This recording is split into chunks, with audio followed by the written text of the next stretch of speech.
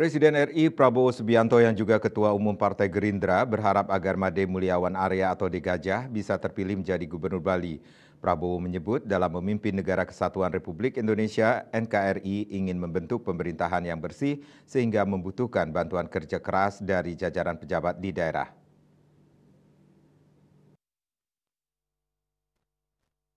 Di sela jamuan makan siang di Denpasar pada 3 November 2024, Prabowo menyatakan berdoa, berharap, dan menganjurkan bahwa Made Mulyawan Arya bisa terpilih sebagai Gubernur Bali dibantu oleh wakilnya Putu Agus Suradnyana.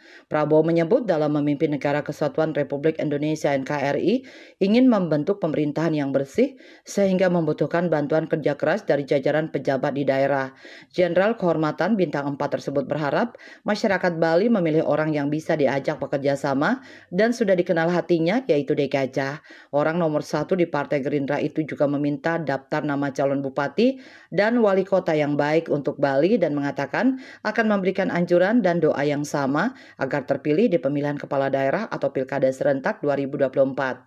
Karena itu sangat baik kalau dalam pemilihan gubernur yang akan datang, rakyat Bali akan memilih orang-orang yang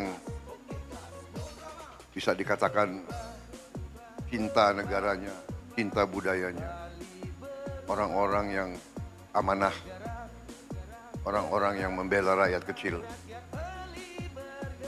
Saya kira itu, dan pendapat saya sangat gembira kalau nanti saya bisa kerjasama dengan seorang gubernur yang saya sudah kenal hatinya baik. Saya kira saudara-saudara sudah mengerti maksud saya ya. Nggak perlu saya sebut langsung kan? Perlu? Perlu.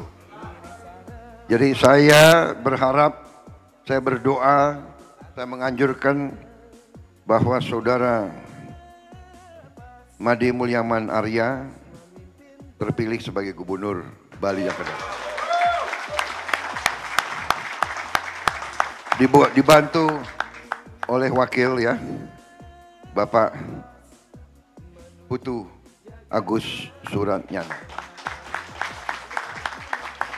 Boleh kan? Saya berharap, masih boleh berharap, masih boleh berdoa, boleh, masih boleh menganjurkan. Baik, terima kasih. Presiden RI Prabowo Subianto juga menambahkan untuk tidak mengumpulkan banyak massa dan mengubah aliran pemikiran yang efisien dengan mengumpulkan tokoh-tokoh serta menyebarkan rekaman ke masyarakat. Tim Liputan Bali TV.